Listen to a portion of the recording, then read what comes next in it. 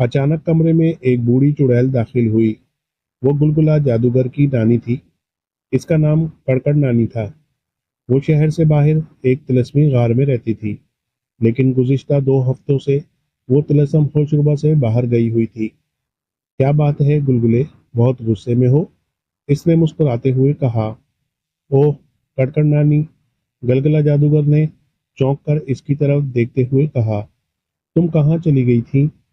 मैं 2 हफ्ते के लिए मुल्क से बाहर सैर सपाटे करने गई थी, कड़कड़ नानी ने कुर्सी पर बैठते हुए कहा। वापस कब आई हो? गुलगुला जादूगर अपनी कुर्सी पर बैठता हुआ बोला। आज ही आई हूँ। मैंने सोचा तुम्हें अपनी आमद की खबर कराऊं। कड़कड़ नानी ने कहा। मगर तुम क्यों परेशान हो? उम्रो यार की वजह से। तुम्हें मालूम है तुम्हारे पीछे क्या हुआ है? ओह, क्या हुआ है? वो चौंकती हुई बोली। उम्रो यार ने कुछ किया है? कुछ नहीं, बहुत कुछ किया है। गुलगुला जादूगर गुस्से से बोला। आखिर पता चले कि इस कमबख्त अय्यार ने क्या किया है तुम्हारे साथ। कड़कड़ नानी ने बेताब होकर पूछा। इस खबीस ने मेरे साथ अय्यारी की है, गुलगुला जादूगर कहने लगा। मेरी दौलत लूटी है, मेरी अफरा सयाब के दरबार में बेइज्जती करवाई है। अय्यार जादूगर को अफरा सयाब के हाथों 3 साल कैद की सजा दिलवाई है और इसकी बेटी को अगवा करके ले गया है। ओह, ये सब कुछ इसने कैसे किया? कड़कड़ नानी ने हैरान होकर पूछा।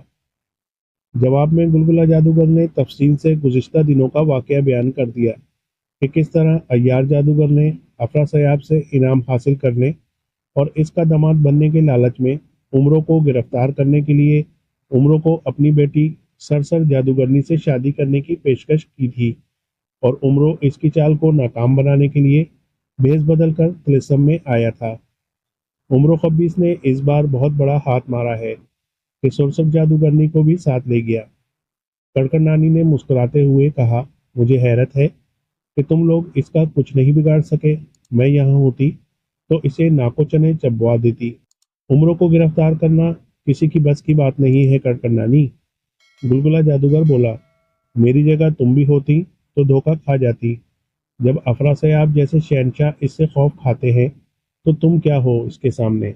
मैं भूतों की रानी, नाम मेरा कड़कड़ नानी, मुझसे बचकर कहाँ जाएगा? कड़कड़ नानी ने हंसकर कहा। तुम बताओ, अब क्या चाहते हो? बुलबुला जादूगर ने गजबनाक लहजे में कहा। मेरा खून खौल रहा है। मैं उम्रों की खाल उधेड़ना चाहता हूँ, इसकी हड्डियां चबाना चाहता हूँ। ठीक है, तुम्हारा मसला हल हो जाएगा। कड़कड़ नानी ने कहा। ये बताओ कि उम्रों जिंदा चाहिए या इसकी लाश चाहिए? जिंदा। मैं इसे जिंदा पकड़ना चाहता हूँ ताकि अपने हाथों से इसकी गर्दन मरोड़ूं और मेरे दिल को सुकून पहुँचे। बुलबुला जादूगर ने कहा। बेहतर, तुम फिक्र ना करो, इत्मीनान से अपने फराइज अंजाम दो। अब उम्रो जाने और मैं जानूं, कड़कड़ नानी ने मुस्कुराते हुए कहा और उठकर कमरे से निकल गई। महल से बाहर आकर इसने खुद पर एक मंत्र फूंका और बिजली बनकर आसमान की तरफ उड़ गई। अगले ही लम्हे वो एक वीरान पहाड़ी इलाके में जमीन पर गिरी और दोबारा इंसानी शक्ल इख्तियार कर गई। सामने ही इसका गार था। गार के दरवाजे पर एक तिलिस्मी जिन पहरा दे रहा था। इसने अदब से कड़कड़ नानी को सलाम किया। वो गार में दाखिल हुई। गार अंदर से किसी महल की तरह कुशादा और सजा हुआ था। पहले बड़ा कमरा था, इसके पीछे 3-4 कमरे और थे। वो बड़े कमरे में ही रहती थी और जादू करती थी। एक मेज पर इंसानी खोपड़ी रखी थी। वो एक कुर्सी पर बैठी और एक मंत्र पढ़कर खोपड़ी पर फूंक मारी। फौरन ही खोपड़ी की आंखों से रोशनी खारिज होने लगी। फिर इसके मुंह से आवाज आई। क्या हुक्म है कड़कड़ नानी? उम्रों को पकड़ने की कोई तरकीब बताओ। कौन सा मंत्र इस पर असर करेगा? कड़कड़ नानी ने पूछा। उम्रों को जादू मंत्र से नहीं, सिर्फ अय्यारी और फरेब से गिरफ्तार किया जा सकता है, तिलस्मी खोपड़ी ने बताया। अच्छा, इसे किस तरह फरेब दिया जा सकता है? कड़कड़ नानी ने दोबारा पूछा। इसे पहले तो किसी तरह तिलिस्म में आने पर मजबूर किया जाए। जब वो तिलिस्म में आ जाए तो इसे धोखा देकर गिरफ्तार कर लिया जाए। अब ये तुम खुद सोचो कि तुम इसे किस तरह से तिलिस्म पे आने पर मजबूर कर सकती हो, खोपड़ी ने बताया। कड़कड़ नानी ने खोपड़ी पर फूंक मारी और इसकी आंखें बुझ गईं। फिर कड़कड़ नानी सोचने लगी कि वो उम्रों को तिलस्म पे आने पर मजबूर कैसे कर सकती है। सोचते सोचते 2 घंटे गुजर गए, मगर इसके दिमाग में कोई तरकीब न आई। अचानक तिलिस्मी जिन गार में आया और इसने सर झुकाए बोला, सांप जादूगर आपसे मिलने आया है। अच्छा, इसे अंदर भेज दो, कड़कड़ नानी ने कहा, और तिलिस्मी जिन पलट कर बाहर चला गया। चंद लम्हों के बाद एक बहुत बड़ा सांप गार में दाखिल हुआ। कड़कड़ नानी के सामने आकर वो एकदम इंसान बन गया। इसने मुस्कुराते हुए सलाम किया और कहा, कड़कड़ नानी, बहुत दिन लगा दिए सैर सपाटे में, कब आई हो?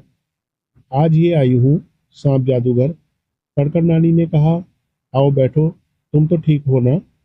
बिल्कुल, सांप जादूगर ने एक कुर्सी पे बैठते हुए बोला। तुमने सुना, उम्रो अयार बिलबतौड़ी और इनका जादूगरनी की कैद से न सिर्फ अपनी बीवी सरसर को आज़ाद करा के ले गया, बल्कि इनकी सारी दौलत भी लूट गया।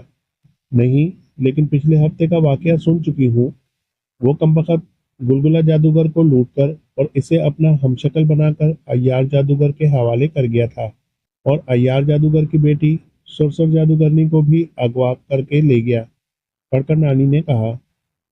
हाँ, सांप जादूगर ने सर हिलाया, लेकिन अपने वतन जाकर इसने सरसर जादूगरनी को मुसलमान बनाया और इससे शादी कर ली। सरसर जादूगरनी ने तौबा कर ली। इनका और बिल बतौड़ी ने मिलकर इसकी बीवी सरसर को अगवा किया था और शीश महल ले गई, ताकि उमरो सरसर को आज़ाद कराने आए और इसे गिरफ्तार कर ले। लेकिन उमरो को गिरफ्तार करने में नाकाम रही। उमरो इन्हें बुरी तरह शिकस्त दे गया, मगर वो मेरे हाथों से बच नहीं सकेगा, सांप जादूगर ने जोशीले लहजे में कहा। अब इसे मैं गिरफ्तार करूंगी और इससे न सिर्फ गुलगुला जादूगर की लूटी हुई दौलत निकलवाऊंगी, बल्कि इसे सिसका सिसका कर मारूंगी। मेरा नाम भी कड़कड़ नानी है। तुम कैसे उम्रों को गिरफ्तार करोगी? सांप जादूगर ने चौंक कर पूछा। क्या आते ही कोई तरकीब सोच ली है तुमने? नहीं, कड़कड़ नानी ने मुस्कुराते हुए कहा, लेकिन तुम्हें देखकर मेरे जहन में एक तरकीब आई है। सुनोगे तो उछल पड़ोगे। अच्छा, तो बताओ, कौन सी तरकीब है? सांप जादूगर ने बड़े इश्तियाक से पूछा। कड़कड़ नानी ने इसे तरकीब बताई और वो वाकई हैरत से उछल गया। दूसरी तरफ उमरो अयार ईरान की शहजादी नीलोफर को जिन्नात की बस्ती से आज़ाद करा के और ईरान के शाही महल में पहुंचाकर जकूटा जिन के साथ वापस वतन आ रहा था। घर में दाखिल होकर इसने अपनी बीवी सरसर को खैरियत मालूम की।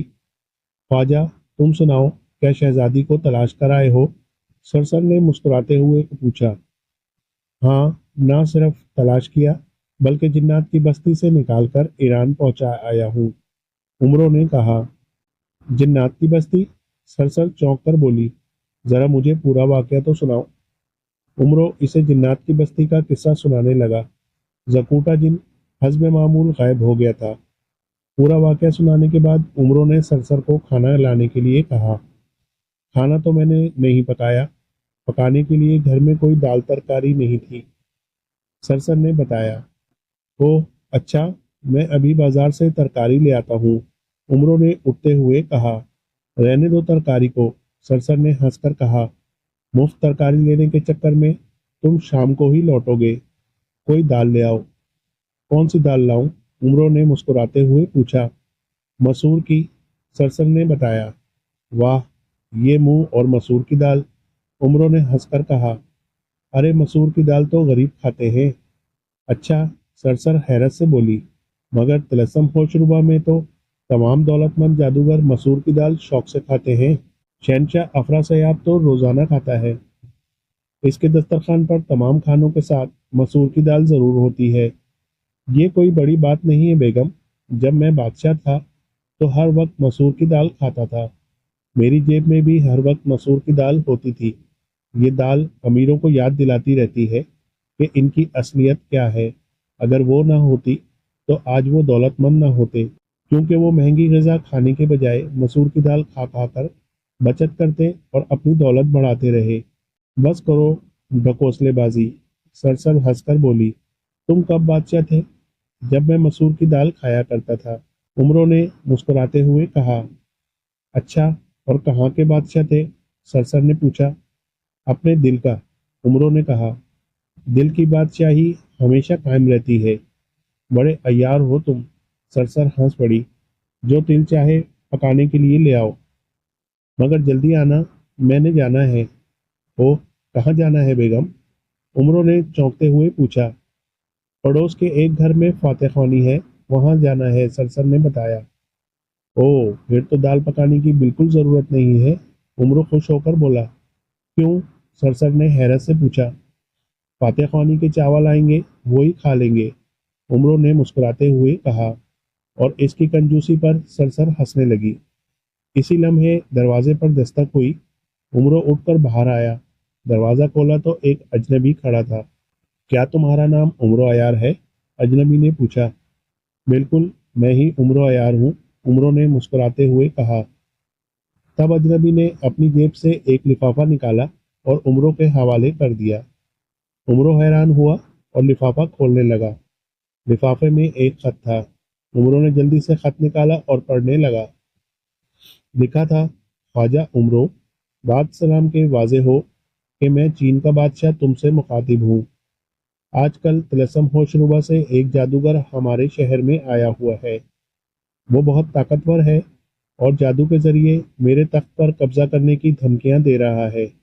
इसने मेरी रियाया का जीना हराम कर रखा है। रोजाना एक लड़की अगवा करके ले जाता है और इससे शादी करने के बाद दूसरे दिन इस लड़की को कत्ल करके लाश शहर में फेंक देता है। अब तक वो 15 लड़कियों को कत्ल कर चुका है। मेरे सिपाही इसे गिरफ्तार करने जाते हैं तो जादू से इन्हें पत्थर का बना देता है। अब तक वो 60 सिपाहियों को कत्ल कर चुका है, जबकि 50 को पत्थर का बुत बना दिया है। मैंने सुना है कि सिर्फ तुम ही जादूगरों को शिकस्त दे सकते हो। मेहरबानी करके चीनी अवाम को इस जादूगर के तिलस्म से निजात दिलाओ और इसे यहाँ से मार कर भगा दो। इस काम के लिए मैं तुम्हें अपना आधा खजाना बतौर इनाम दूंगा। कुछ रकम पेशगी के तौर पर एलची के हाथ भेज रहा हूँ। वसूल करो और एलची के साथ चले आओ।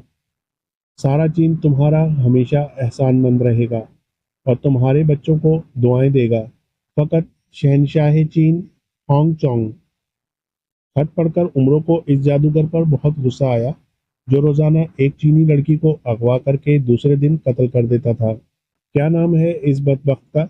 इसने अजनबी से पूछा, जो चीनी बादशाह का एलची था। इसका नाम किसी को मालूम नहीं, एलची ने कहा।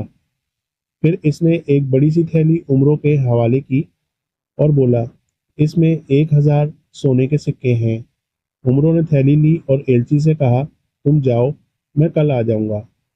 तो फिर थैली मुझे वापस कर दो, ये भी कल ही ले लेना, एलची ने कहा, क्योंकि बादशाह का हुक्म है कि अगर तुम मेरे साथ ना आओ तो पेशगी की रकम तुम्हें ना दी जाए। उमरों का सोने के सिक्के वापस करने को दिल नहीं चाह रहा था। सोचकर बोला, अच्छा ठहरो, चलता हूँ, जरा बेगम को बता दूं। वो कमरे में आया तो सरसर ने पूछा, कौन है? चीनी एलची। चीन वालों पर भी मुसीबत नाजिल हो गई है, उमरों ने मुस्कुराते हुए कहा। कैसी मुसीबत? मुझे भी कुछ बताओ, सरसर ने हैरान होकर पूछा। लो ये खत पढ़ लो, तुम्हें मुझसे पूछने की जरूरत नहीं पड़ेगी, उमरों ने कहा और खत सरसर के हवाले कर दिया। सरसर ने खत पढ़ा और चीनी लड़कियों के कत्ल पर अफसोस करने लगी। उमरों, तुम्हें जरूर वहां जाना चाहिए, इसने उमरों से कहा। जा रहा हूँ, तुम ये सिक्के रखो, मुझे देर हो जाए तो इन्हीं से गुजारा करना, उमरों ने थैली से 200 सिक्के निकालकर देते हुए कहा। अरे, 1000 सिक्कों में से सिर्फ 200 सिक्के दे रहे हो कंजूस, सरसर ने हैरत से कहा। अरे आहिस्ता बोलो बेगम, उमरों घबरा कर बोला। चीनी एलची ने सुन लिया तो क्या सोचेगा। लो ये पूरी थैली रख लो, मगर खर्च सिर्फ 200 ही सिक्के करने हैं, क्योंकि मेरी कमाई सिर्फ गरीबों पर खर्च करने के लिए है। अच्छा, अब वक्त ज़ाया मत करो, पड़ोस में फातह ख्वानी के लिए जाओ तो इनकी देगों पर मेरे वालदेन का फातिहा भी दे देना, उमरों ने हदायत की। और हाँ, मेरे हिस्से के चावल रखना, मैं वापस आकर खाऊंगा। इसकी बात पर सरसर हंसने लगी। उमरों बाहर आया और चीनी एलची के साथ चल पड़ा। चीनी एलची उमरों को पैदल ही ले जा रहा था। उमरों ने हैरत से कहा, एलची, क्या तुम चीन से पैदल ही दौड़े आए हो? क्या मतलब? मैं समझा नहीं उमरों। एलची ने चौंक कर कहा, अरे अल्लाह के बंदर, नहीं, गलत बोल गया हूँ। उमरो बौखला कर बोला। एक लम्हे खामोश रहकर दोबारा कहने लगा, अल्लाह के बंदे, तुम्हारे पास घोड़ा है और ना कोई दूसरी सवारी। मैं बूढ़ा और कमजोर आदमी हूँ, चीन तक पैदल कैसे सफर कर सकूंगा? अभी हम शहर में हैं, अगर तुम्हारे पास सवारी नहीं है तो मैं दौड़कर अपना घोड़ा ले आता हूँ। नहीं, इसकी जरूरत नहीं है उमरो, एलची ने मुस्कुराते हुए कहा। तुम्हें तो जरूरत नहीं मगर मुझे तो है, उमरो ने मुंह बनाकर कहा। मेरा मतलब है, घोड़ा मैं शहर से बाहर घास चरने के लिए छोड़ आया हूँ, एलची ने जल्दी से कहा। इस पर तो तुम बैठोगे, मैं क्या इसकी दुम से लटकता हुआ जाऊंगा? उमरो ने गुस्से से कहा। एक नहीं दो घोड़े हैं, घबराते क्यों हो उमरो, एलची ने हंसकर कहा। उमरो मुतमईन हो गया। जल्दी वो शहर से बाहर निकल आए, जहां एक खूबसूरत घोड़ा घास चर रहा था। अरे, ये तो एक है, एलची भाई, उमरो ने घोड़ा देखकर तेजी से कहा। दूसरा शायद कोई चोर ले गया है, एलची बोला। बहरहाल तुम तो इस पर बैठो, मैं इसे तलाश करके लेके आता हूँ। वो दोनों घोड़े के करीब पहुंच गए। उमरो ने पूछा, ये घोड़ा दो लत्ती तो नहीं मारता? अरे, इसकी तो दुम भी नहीं है। तुमने दुम को क्या करना है उमरो, एलची ने मुस्कुराते हुए कहा। तुमने तो सफर करना है या दुम को चाटना है? देखो एलची, मुंह संभाल कर बात करो, उमरो गुर्राया, वरना मैं वापस लौट जाऊंगा। वापस गए तो सोने के सिक्के भी वापस करने पड़ेंगे, एलची ने धमकी दी। और उमरो खामोश हो गया, क्योंकि वो हाथ आई हुई दौलत वापस करने का कायल ना था। चुनाचे वो घोड़े पर सवार हो गया। जाओ तुम अपना घोड़ा तलाश कर लाओ, इसने एलची से कहा। ठीक इसी लम्हे घोड़ा दौड़ने लगा। उमरो ने जल्दी से इसे रोकने की कोशिश की और लगाम खींची, मगर घोड़ा ना रुका। अरे अरे, रुको घोड़े भाई रुको, उमरो बौखलाकर कहने लगा। दूसरे घोड़े को तो आने दो। घोड़ा रुकने के बजाय एकदम फजा में बुलंद होने लगा। ये देखकर उमरो और भी घबरा गया। अरे, ऊपर कहाँ जा रहे हो? मुझे चांद पर तो नहीं जाना, वो चिल्लाया। चलना हो तो चीन को चलो। घोड़े पर इसकी चीखों पुकार का कोई असर न हुआ। उमरो ने नीचे देखा तो एलची गायब था। घोड़ा फिजा में काफी बुलंदी पर पहुंचकर एक तरफ उड़ने लगा। इसी लम्हे उमरो को घोड़े के बराबर एक खौफनाक और लंबा सांप उड़ता हुआ दिखाई दिया। इसे देखकर उमरो को हैरत हुई। उमरो, घोड़ा कैसा है? अचानक इस सांप के मुंह से इंसानी आवाज निकली और उमरो उछल पड़ा।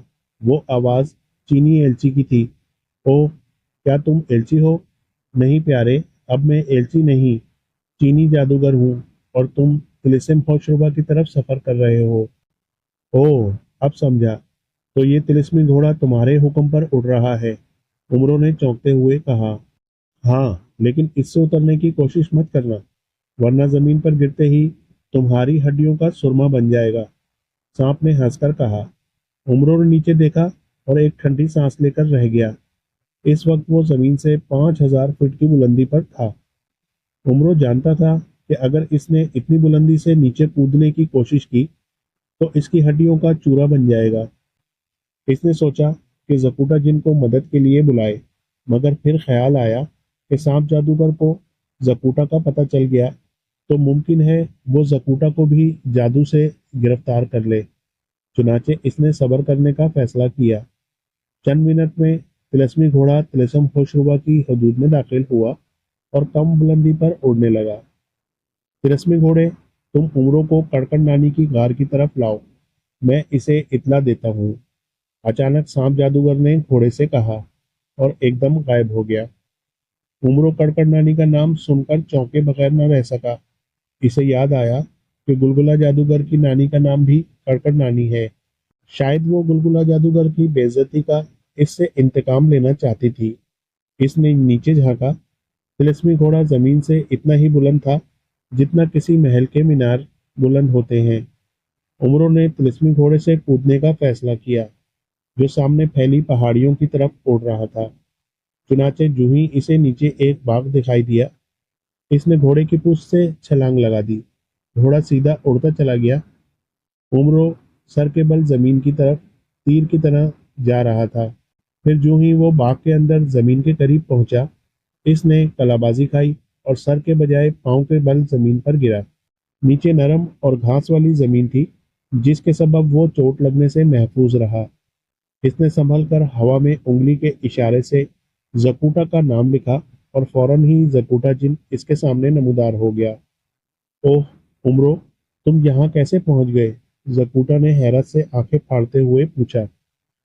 عمرو نے اسے سانپ جادوگر کی چالاکی اور فریب کا قصہ سنایا اور آخر میں بولا، تم ذرا باغ کے باہر ٹھہرو، میں حلیہ بدل کر آتا ہوں۔ تو کیا تم واپس نہیں جاؤ گے؟ زکوٹا نے پوچھا۔ جاؤں گا، لیکن سانپ اور کڑکڑ نانی کو سزا دے کر جاؤں گا، عمرو نے مسکراتے ہوئے کہا۔ زکوٹا جن بھی مسکرایا اور باغ کے دروازے پر جا کر پہرا دینے لگا۔ عمرو رنگ و روغن عیاری سے اپنا حلیہ اور شکل تبدیل کرنے لگا۔ دوسری طرف سانپ جادوگر کڑکڑ نانی کے غار میں پہنچا تو وہ بے تابی سے اس کا انتظار کر رہی تھی۔ اوہ، کیا تم عمرو کو نہیں لائے؟ کیا میری ترکیب کامیاب نہیں ہوئی؟ کڑکڑ نانی نے اسے تنہا دیکھ کر تیزی سے پوچھا۔ تمہاری ترکیب اتنی اچھی تھی کہ ناکامی کا سوال ہی پیدا نہیں ہوتا تھا۔ بس اب تم اسے قید کرنے کا انتظام کر لو۔ آنے تو دو اسے۔ اس کے آتے ہی میں اس پر منتر پھونکوں گی اور وہ طلسمی پنجرے میں بند ہو جائے گا، کڑکڑ نانی مسکراتے ہوئے بولی۔ پھر وہ دونوں طلسمی گھوڑے کا انتظار کرنے لگے۔ چند منٹ بعد طلسمی گھوڑا غار میں داخل ہوا، مگر اس کی پشت پر کوئی نہیں تھا۔ عمرو کو اس پر نہ پا کر سانپ جادوگر اور کڑکڑ نانی اچھل پڑے۔ طلسمی گھوڑے، عمرو کہاں ہے؟ سانپ جادوگر نے فوراً گھوڑے سے سوال کیا۔ وہ میری پشت سے زمین پر کود گیا تھا میرے آقا، گھوڑے نے جواب دیا اور غائب ہو گیا۔ کڑکڑ نانی نے خوشیلی نگاہوں سے سانپ کی طرف دیکھا اور بولی، میں نے کہا تھا نا کہ وہ کود جائے گا، میرا اندازہ درست ثابت ہوا۔ میں شرمندہ ہوں کڑکڑ نانی، سانپ جادوگر شرمسار لہجے میں بولا، مگر تم فکر مت کرو، اول تو وہ گھوڑے سے کود کر زندہ نہیں بچا ہوگا، اگر زندہ رہا بھی ہوگا تو لولا لنگڑا ہو چکا ہوگا۔ میں ابھی جا کر اس کی لاش کے ٹکڑے ٹکڑے کر کر لے کر آتا ہوں، جلدی جاؤ، کہیں اس کی لاش کو چیل کوے نہ کھا جائے، کڑکڑ نانی نے غصے سے کہا، اور سانپ غائب ہو گیا۔ اس نے خود پر منتر پھونکا اور سانپ بن کر اس سمت تیزی سے رینگنے لگا جس سمت میں عمرو گھوڑے کی پشت سے کودا تھا۔ سانپ جادوگر کو علم تھا کہ وہ باغ پھلکا جادوگر کا ہے، جن کو دیکھ کر وہ سمجھا کہ وہ جن پھلکا جادوگر کا غلام اور باغ کا محافظ ہے۔ اس نے سوچا کہ ممکن ہے عمرو باغ میں داخل ہو گیا ہو۔ اندر آیا تو وہاں ایک خوبصورت نوجوان لڑکی بیٹھی تھی جس نے جادوگرنیوں والا لباس پہنا ہوا تھا۔ لڑکی نے اسے دیکھا تو غصے سے بولی، سانپ جادوگر، تمہیں میرے باغ میں داخل ہونے کی جرت کیسے ہوئی؟ سانپ جادوگر نے سوچا کہ وہ بڑی زبردست جادوگرنی ہے جس نے اسے سانپ کی شکل میں بھی پہچان لیا ہے۔ اس نے زمین پر پلٹا کھایا اور انسان بن کر کھڑا ہو گیا۔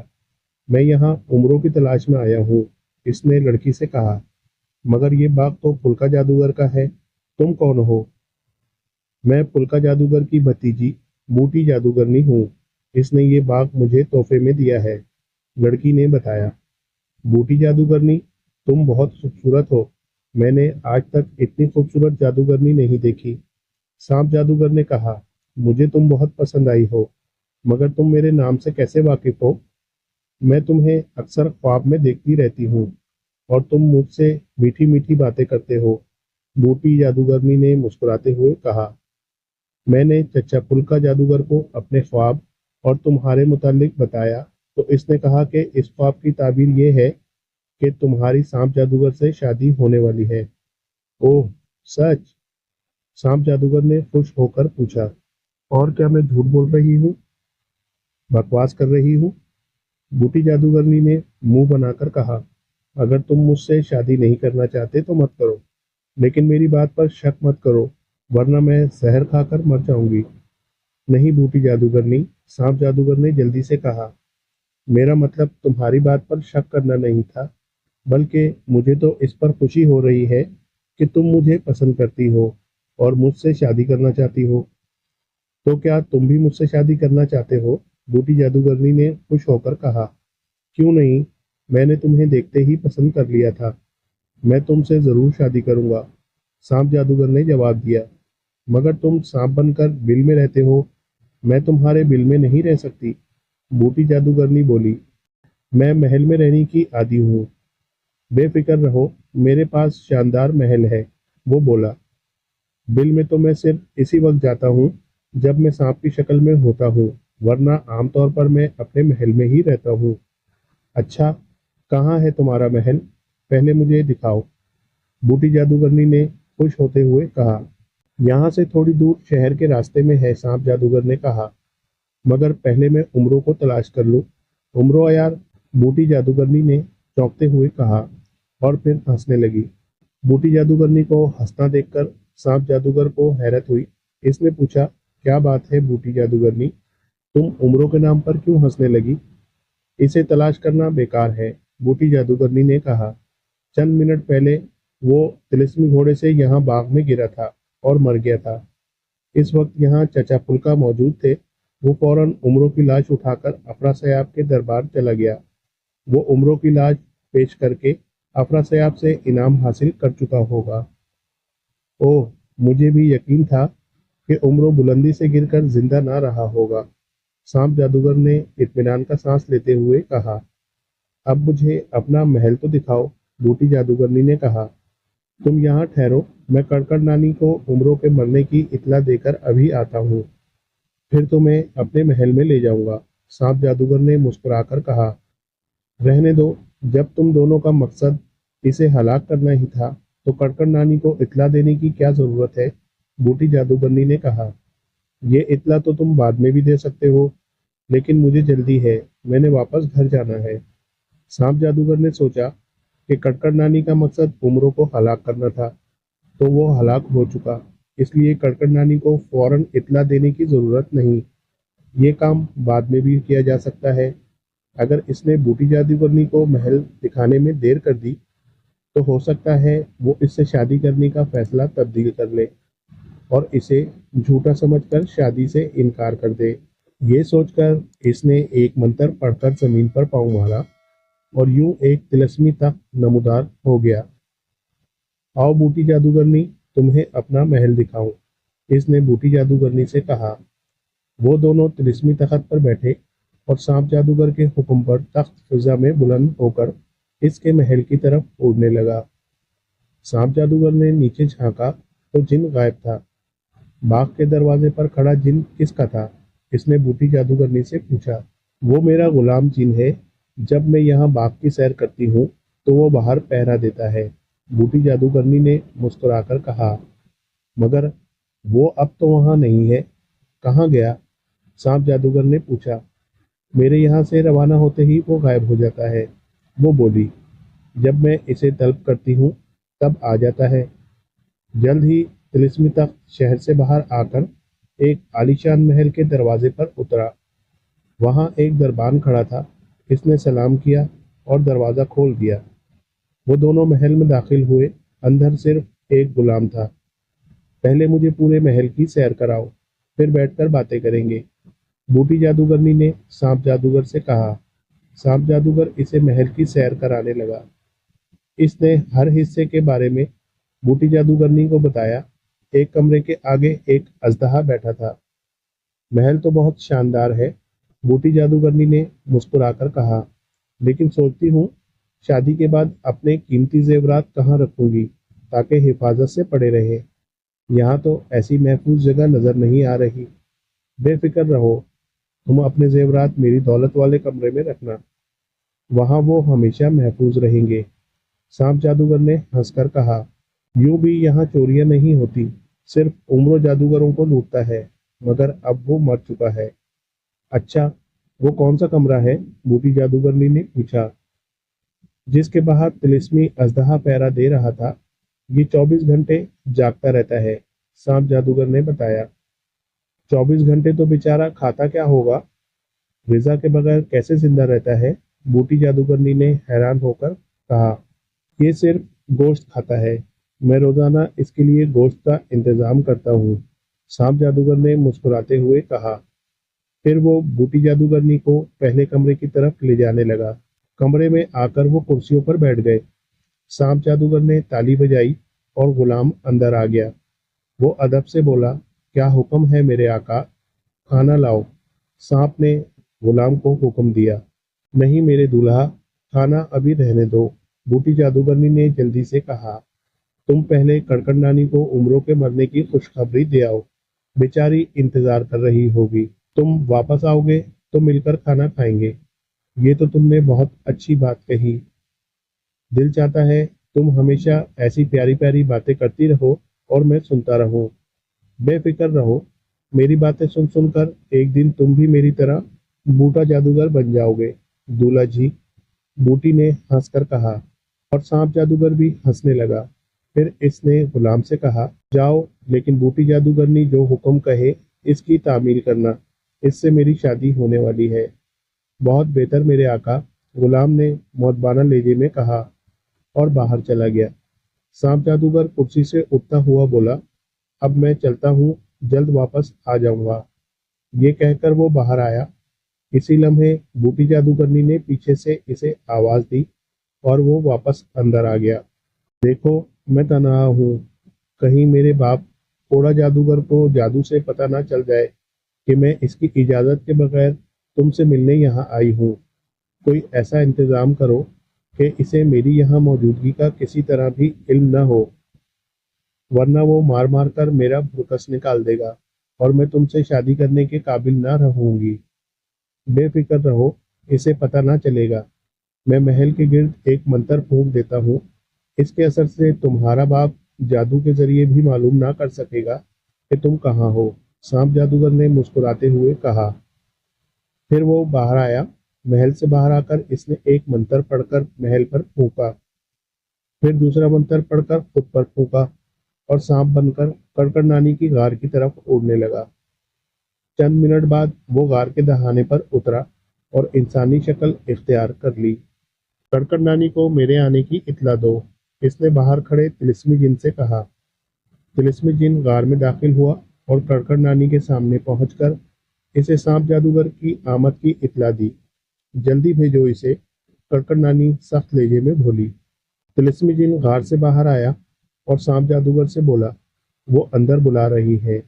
سانپ جادوگر اندر داخل ہوا اور کڑکڑ نانی کے پاس پہنچ گیا۔ وہ غصے سے بولی، اتنی دیر لگا دی تم نے؟ دیر اس لیے ہوئی کہ میں عمروں کو تلاش کرتا رہا اور عمروں افراسیاب کے دربار پہنچ گیا تھا۔ سانپ جادوگر نے مسکرا کر کہا۔ وہ کیسے؟ تم تو کہتے تھے کہ وہ مر گیا ہوگا، کڑکڑ نانی نے چونکتے ہوئے پوچھا۔ واقعی تمہیں مبارک ہو کہ عمرو گھوڑے سے زمین پر گرتے ہی مر گیا تھا۔ جہاں وہ گرا وہاں پل کا جادوگر موجود تھا۔ اس نے عمرو کی لاش اٹھائی اور افراسیاب کے دربار لے گیا۔ اب تک وہ افراسیاب سے انعام حاصل کر چکا ہوگا۔ بہت خوب، کڑکڑ نانی نے خوش ہو کر کہا، لیکن اب میں گلگلا جادوگر کو کیا منہ دکھاؤں گی؟ میں نے تو اس سے وعدہ کیا تھا کہ اس کی لوٹی ہوئی رقم عمروں سے واپس دلاؤں گی۔ اب تو وہ صبر کرے، سانپ جادوگر نے ہنس کر کہا۔ یہی غنیمت ہے کہ طلسم والوں کا سب سے بڑا دشمن مارا گیا۔ مگر تمہیں کس نے بتایا کہ عمروں کی لاش پل کا جادوگر دربار لے گیا ہے؟ کڑکڑ نانی نے سوال کیا۔ اس کی بھتیجی بوٹی جادوگر نے، سانپ جادوگر بولا۔ اچھا، اب میں چلتا ہوں، مجھے ایک ضروری کام ہے۔ یہ کہہ کر سانپ جادوگر غار سے نکلا اور سانپ بن کر واپس اپنے محل کی جانب اڑنے لگا۔ دوسری طرف بوٹی جادوگرنی نے سانپ جادوگر کے رخصت ہونے کے 1 منٹ بعد ہی تالی بجائی اور غلام اندر آ گیا۔ اس نے پوچھا، کیا حکم ہے بیگم صاحبہ؟ میں نے اپنے زیورات خزانے والے کمرے میں رکھنے ہیں، مگر وہاں طلسمی اژدہا بیٹھا ہے، کیا تم اسے ہٹا سکتے ہو؟ بوٹی جادوگرنی نے پوچھا۔ نہیں بیگم صاحبہ، وہ صرف آقا کا حکم مانتا ہے، غلام نے مؤدبانہ لہجے میں بتایا۔ اچھا جاؤ تم، بوٹی جادوگرنی نے کہا اور غلام باہر چلا گیا۔ بوٹی جادوگرنی نے اپنے گلے میں پہنا ہوا سونے کا ہار اتار کر ہاتھ میں لے لیا اور کمرے سے نکل کر اس کمرے کی طرف بڑھی جس کے دروازے کے سامنے خوفناک طلسمی اژدہا بیٹھا تھا۔ طلسمی اژدہے، ہٹو یہاں سے، میں نے اپنا ہار کمرے میں رکھنا ہے، بوٹی جادوگرنی نے اژدہے کو حکم دیا۔ میں صرف اپنے آقا کے حکم سے ہٹ سکتا ہوں، اژدہے کے منہ سے آواز نکلی۔ اچھا، کیا تم نے دوپہر کا کھانا کھا لیا ہے؟ بوٹی جادوگرنی نے پوچھا۔ تمہاری آواز سے معلوم ہوتا ہے کہ تم بھوکے ہو۔ ہاں، میں نے ابھی دوپہر کی خوراک نہیں کھائی، اژدہا بولا۔ ٹھہرو، میں تمہارے لیے گوشت لاتی ہوں، بوٹی جادوگرنی نے مسکرا کر کہا۔ سانپ جادوگر کہہ کر گیا ہے کہ تمہیں گوشت ڈال دوں۔ یہ کہہ کر وہ واپس کمرے کی طرف چلی گئی۔ چند لمحوں کے بعد دوبارہ آئی تو اس کے ہاتھ میں بکرے کی سالم ران تھی۔ اس نے ران اژدہے کی طرف پھینکتے ہوئے کہا، فی الحال اس پر گزارا کرو، سانپ جادوگر کے آنے پر اور گوشت دوں گی۔ پھر وہ پلٹ کر پہلے کمرے میں آ گئی اور اژدہا گوشت کھانے لگا۔ گوشت کھانے کے چند لمحوں بعد اژدہے پر بے ہوشی سی طاری ہونے لگی اور وہ جلدی سو گیا۔ اسی لمحے بوٹی جادوگرنی دوبارہ اس طرف آئی اور اژدہے کو غافل پا کر کمرے میں گھس گئی۔ چند منٹ بعد وہ باہر آئی اور اپنے کمرے میں جا کر کرسی پر بیٹھ گئی۔ چند منٹ بعد اس نے تالی بجائی اور غلام اندر آیا۔ کیا حکم ہے بیگم صاحبہ؟ غلام نے ادب سے پوچھا۔ یہ لو ذرا سونگھ کر بتاؤ کہ اس میں خوشبو ہے یا نہیں، بوٹی جادوگرنی نے لباس سے ایک شیشی نکال کر اسے دیتے ہوئے کہا۔ غلام نے شیشی لے کر کھولی اور ناک سے لگا کر سونگھی، مگر سونگتے ہی وہ لڑکھڑایا اور بے ہوش ہو کر فرش پر گرتا چلا گیا۔ ادھر سانپ جادوگر کے رخصت ہونے کے بعد کڑکڑ نانی کو خیال آیا کہ معلوم کرنا چاہیے افرا سیاب نے عمروں کی لاش کے ساتھ کیا سلوک کیا۔ چنانچہ اس نے میز پر رکھی طلسمی کھوپڑی پر منتر پھونکا اور اس کی آنکھوں سے روشنی کی شعاعیں خارج ہونے لگی۔ کیا حکم ہے کڑکڑ نانی؟ کھوپڑی کے منہ سے آواز آئی۔ افرا سیاب نے عمروں کی لاش کے ساتھ کیا سلوک کیا؟ اس نے پوچھا۔ کچھ بھی نہیں، کیونکہ عمروں کی لاش اس کے پاس نہیں گئی، طلسمی کھوپڑی نے جواب دیا۔ کیا بکتی ہو؟ کڑکڑ نانی حیرت سے بولی۔ کیا پھول کا جادوگر عمروں کی لاش افرا سیاب کے دربار نہیں لے گیا؟ نہیں، میں سچ کہتی ہوں کڑکڑ نانی، کھوپڑی نے کہا۔ کیوں، کیا اسے لاش نہیں ملی تھی؟ کیا اس کی بھتیجی نے سانپ جادوگر کو غلط بتایا تھا؟ کڑکڑ نانی نے چونکتے ہوئے سوال کیا۔ وہ عمرو عیار تھا، اس نے خود کو لڑکی بنایا ہوا تھا، کھوپڑی نے بتایا، اور کڑکڑ نانی اچھل کر کھڑی ہو گئی۔ تو عمرو زندہ ہے؟ اس وقت وہ کہاں پر ہے؟ وہ زندہ ہے، لیکن مجھے نظر نہیں آ رہا، وہ طلسمی چیزوں کی نگاہوں سے اوجھل ہے، طلسمی کھوپڑی نے جواب دیا، اور کڑکڑ نانی پریشان ہو کر ٹہلنے لگی۔ چند لمحوں بعد کڑکڑ نانی نے طلسمی کھوپڑی سے پوچھا، اچھا یہ بتاؤ کہ سانپ جادوگر یہاں سے جلدی کہاں گیا ہے اور اسے کون سا کام ہے؟ طلسمی کھوپڑی نے جواب دیا، یہاں سے وہ سیدھا اپنے محل گیا ہے، اس کی وجہ میری نگاہوں سے اوجھل ہے۔ اوہ، کیا تم سانپ جادوگر کے محل کے اندر دیکھ سکتی ہو کہ وہ محل میں کیا کر رہا ہے؟ نہیں، میں اس کا محل نہیں دیکھ سکتی، اس کے گرد سانپ جادوگر نے جادو سے طلسمی حصار قائم کر رکھا ہے، اور حصار کے اندر دیکھنا میرے لیے ناممکن ہے، کھوپڑی نے بتایا۔ میں یہ بھی نہیں بتا سکتی کہ سانپ جادوگر نے کس مقصد کے لیے حصار قائم کیا ہے۔ کڑکڑ نانی کو ہلکا سا شبہ ہوا کہ سانپ جادوگر نے وہاں سے جانے کے لیے کسی ضروری کام کے محض بہانہ بنایا تھا۔ اس نے پوچھا، اچھا، یہ حصار اس نے کب قائم کیا تھا؟ اور جب عمرو اس لڑکی کے روپ میں ملا تو اس نے عمرو کے ساتھ کیا سلوک کیا تھا؟ اب تم نے درست طریقے سے سوال کیا ہے کڑکڑ نانی، طلسمی کھوپڑی نے ہنس کر کہا۔ وہ عمرو کو پھول کا جادوگر کی بھتیجی بوٹی جادوگرنی سمجھ کر اپنا محل دکھانے ساتھ لے گیا تھا۔ اس کے بعد وہ تمہارے پاس آتے وقت محل پر منتر پھونک کر آیا تھا۔ تو کیا عمرو اس کے محل کے اندر ہے؟ کڑکڑ نانی نے بےتاب ہو کر پوچھا۔ معلوم نہیں، لیکن جس وقت اس نے محل پر منتر پھونکا تھا اس وقت عمرو اندر ہی تھا، کڑکڑ نانی نے غصیلے لہجے میں پوچھا۔ طلسمی کھوپڑی نے کہا، وہ عمرو سے شادی کرنا چاہتا تھا، جبکہ عمرو کا مقصد اس کی دولت لوٹنا تھا۔ کڑکڑ نانی نے سمجھنے والے انداز میں سر ہلایا اور کھوپڑی پر پھونک ماری، جس سے اس کی آنکھیں بجھ گئیں۔ ادھر سانپ جادوگر سانپ کی شکل میں اڑتا ہوا اپنے محل میں اترا، پھر انسانی شکل اختیار کر کے اس کمرے کی طرف بڑھ گیا جس میں وہ بوٹی جادوگرنی کو چھوڑ کر گیا تھا۔ کمرے کے باہر غلام کھڑا تھا، اس نے سانپ جادوگر کو سلام کیا۔ تم یہاں کیا کر رہے ہو؟ صحن میں جاؤ، سانپ جادوگر نے سخت لہجے میں کہا۔ اوہ، आहिस्ता बोले मेरे आका। गुलाम ने होठों पर उंगली रखते हुए आहिस्ता से कहा। क्यों? सांप जादूगर ने हैरान होते हुए पूछा। आपकी होने वाली बेगम साहिबा बूटी जादूगरनी सो रही है। इसने मुझे यहाँ पहरा देने का हुक्म दिया था और कहा था कि सुबह होने से पहले इसे कोई न जगाए। जिसने इसे बेदार किया वो आंखें खोलते ही इस पर मंत्र फूंक देगी और वो राख का ढेर बन जाएगा। गुलाम ने बताया, मगर ये हुक्म मेरे लिए नहीं हो सकता क्योंकि हमने मिलकर खाना खाना है। सांप जादूगर ने मुस्कुराकर कहा, तुम खाना लाओ, भूख लगी है। ये कहकर सांप जादूगर कमरे में दाखिल हुआ। पलंग पर बूटी जादूगरनी बेखबर सो रही थी। सांप जादूगर ने इसे आवाज दी लेकिन वो ना जागी। इसने 2-3 मर्तबा इसे आवाज दी मगर जादूगरनी की आंख न खुली। इसी लम्हे गुलाम खाना लेकर आ गया। मेरे आका, खाना हाजिर है। ये तो खा चुकी है, गुलाम ने कहा। आपके जाने के चंद मिनट बाद ही इसने खाना खा लिया था। सांप जादूगर ने सोचा कि वो खाना खा चुकी है तो इसे जगाना बेकार है। जब खुद बेदार होगी तो इससे बातें करेगा। गुलाम को इसने सहन में जाने का हुक्म दिया और खुद खाना खाने लगा। गुलाम कमरे से निकलकर सहन में आया। इसी लम्हे आसमान से एक तिलिस्मी शुतुरमुर्ग महल पर उतरा। इस पर कड़कड़ नानी सवार थी। वो देखने आई थी कि उमरो वहां मौजूद है या नहीं। इसने शुतुरमुर्ग से उतरकर सांप जादूगर के कमरे का रुख किया। कमरे में दाखिल हुई तो सांप जादूगर इसे देखकर चौंक पड़ा। ओह कड़कड़ नानी, तुम खैरियत तो है? मैं अभी तो तुमसे मिलकर आ रहा हूँ। क्या यही पुलका जादूगरनी की भतीजी बूटी जादूगरनी है? कड़कड़ नानी ने गुस्सीले लहजे में पूछा। हाँ, मगर कल से ये मेरी बीवी होगी। हम दोनों कल को शादी कर लेंगे, सांप जादूगर ने मुस्कुराते हुए कहा। मगर इसकी बात सुनते ही कड़कड़ नानी ने बूटी जादूगरनी पर एक मंत्र फूंक दिया।